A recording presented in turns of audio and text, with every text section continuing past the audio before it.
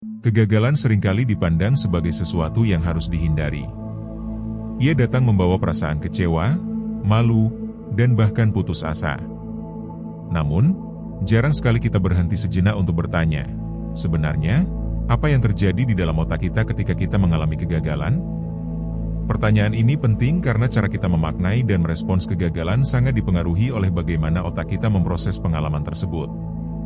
Kegagalan bukan hanya peristiwa eksternal, seperti nilai buruk, bisnis yang tidak berhasil, atau hubungan yang kandas, melainkan peristiwa internal yang sangat kompleks. Di balik setiap kegagalan, ada proses biologis, psikologis, dan kognitif yang saling terhubung. Memahami proses ini bukan hanya memberi kita wawasan, tapi juga alat praktis untuk bangkit dengan lebih kuat. Ketika seseorang gagal, bagian otak yang pertama kali aktif adalah sistem limbik, terutama amigdala. Amigdala merupakan pusat pengatur emosi negatif seperti rasa takut dan kecemasan. Ketika kamu mendapatkan hasil ujian yang buruk, misalnya, atau proyekmu ditolak, amigdala langsung bereaksi seperti saat kamu menghadapi ancaman nyata. Ini adalah warisan dari mekanisme evolusi otak untuk bertahan hidup. Otak tidak membedakan antara ancaman fisik dan emosional, keduanya dianggap berbahaya dan menuntut perhatian. Reaksi ini bisa sangat intens, sehingga kamu merasa panik, putus asa, atau ingin menyerah. Bersamaan dengan itu, bagian otak lainnya, yaitu korteks prefrontal, yang bertanggung jawab atas pengambilan keputusan, perencanaan, dan refleksi, berusaha menenangkan dan mengatur ulang interpretasi terhadap pengalaman itu. Namun, ketika emosi terlalu kuat, kemampuan berpikir rasional dari korteks prefrontal bisa tertutup. Inilah mengapa saat kamu gagal, kamu sering merasa buntu dan sulit berpikir jernih. Menariknya, kegagalan tidak hanya menciptakan respon emosional, tapi juga mengaktifkan proses kognitif yang disebut sebagai error-related negativity. Ini adalah respons otomatis otak terhadap kesalahan atau ketidaksesuaian antara harapan dan kenyataan. Otak mencoba memahami apa yang salah dan mencari cara untuk mencegahnya terjadi lagi. Tapi jika kita terlalu terjebak dalam emosi negatif, proses kognitif ini tidak berjalan optimal. Akibatnya, alih-alih belajar dari kesalahan, kita malah menghindar, menutup diri, atau mengembangkan pola pikir negatif seperti, aku memang tidak mampu, atau, aku gagal karena aku bodoh. Pandangan ini tidak hanya keliru, tapi juga berbahaya karena bisa menjadi kepercayaan yang mengakar dan membatasi potensi seseorang untuk berkembang.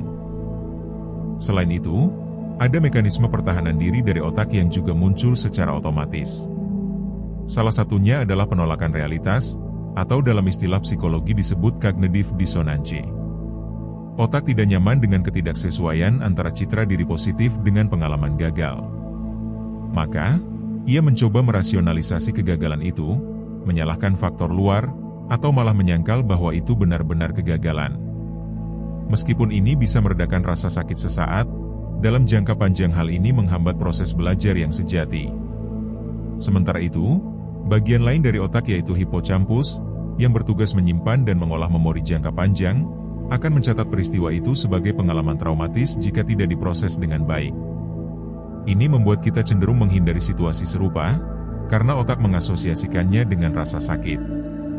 Dari sinilah muncul siklus, kita gagal, merasa malu, otak merekam trauma, dan akhirnya kita enggan mencoba lagi.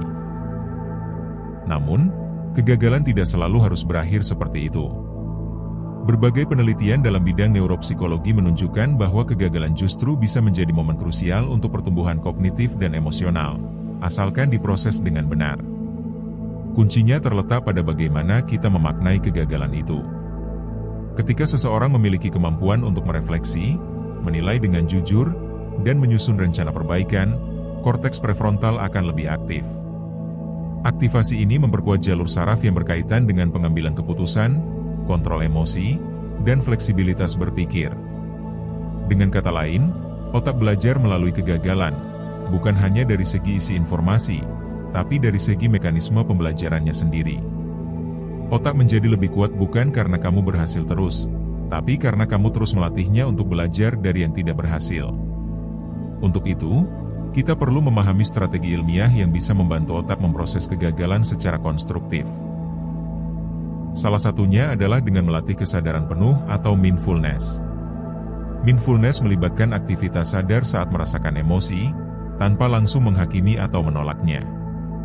Latihan ini terbukti menurunkan aktivitas amigdala dan meningkatkan ketahanan emosional. Selain itu, latihan ini juga mengaktifkan anterior cingulate cortex, yang berperan dalam mengenali kesalahan dan memperbaiki perilaku. Kamu bisa mulai dengan meditasi singkat setiap hari atau menulis jurnal reflektif, mencatat pengalaman gagal yang pernah terjadi, perasaan yang muncul, dan pelajaran yang bisa diambil. Kegiatan seperti ini mengubah kegagalan menjadi informasi yang diproses, bukan hanya perasaan yang dipendam. Langkah selanjutnya adalah mengembangkan mindset bertumbuh atau growth mindset. Penelitian dari Carol Dweck menunjukkan bahwa orang dengan mindset bertumbuh memandang kegagalan sebagai bagian alami dari proses pembelajaran, bukan bukti ketidakmampuan. Ini selaras dengan konsep neuroplastisitas, bahwa otak bisa berubah, membentuk koneksi baru, dan memperbaiki dirinya. Kamu bisa melatih ini dengan bertanya setiap kali gagal, apa yang belum aku pahami? Alih-alih, kenapa aku selalu gagal? Pertanyaan yang tepat akan mengarahkan otak untuk mencari solusi, bukan hanya berputar dalam kekecewaan.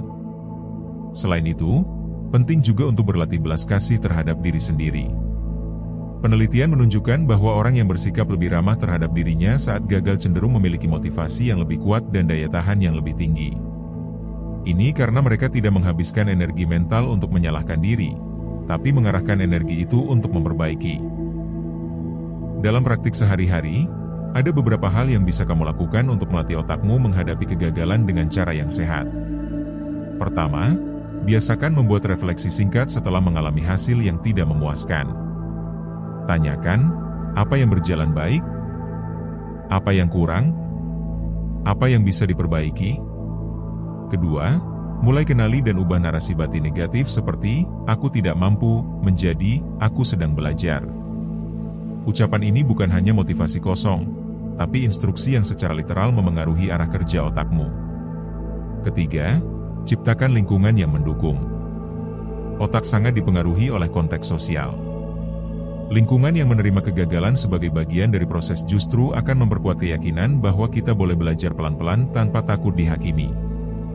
Dan terakhir, tetap lakukan tindakan kecil dan konsisten, karena setiap langkah akan memperkuat jalur saraf baru yang mengarahkan kamu ke arah pemulihan dan kemajuan. Pada akhirnya, pertanyaan sebenarnya bukan apakah kamu akan gagal atau tidak, tetapi bagaimana otakmu akan bereaksi saat itu terjadi. Dan kabar baiknya adalah, kamu bisa melatih respons otakmu. Kamu bisa membentuk sistem saraf yang lebih adaptif, lebih reflektif, dan lebih tahan banting. Gagal itu bukan akhir dari perjalanan, melainkan bagian penting yang memurnikan proses. Ia memaksa otak untuk berhenti, mengevaluasi, dan beradaptasi. Tanpa kegagalan, tidak ada perbaikan. Tanpa kegagalan, tidak ada pemahaman. Jadi mulai sekarang, berhentilah melihat kegagalan sebagai musuh.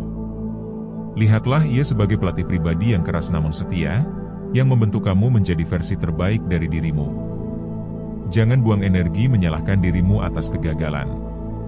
Arahkan energimu untuk memahami cara kerja otakmu. Karena ketika kamu tahu cara kerja sistem ini, kamu akan berhenti mengatakan, aku gagal, dan mulai mengatakan, aku sedang belajar untuk menjadi lebih baik. Dan itulah kekuatan sebenarnya dari memahami apa yang otak lakukan saat kamu gagal.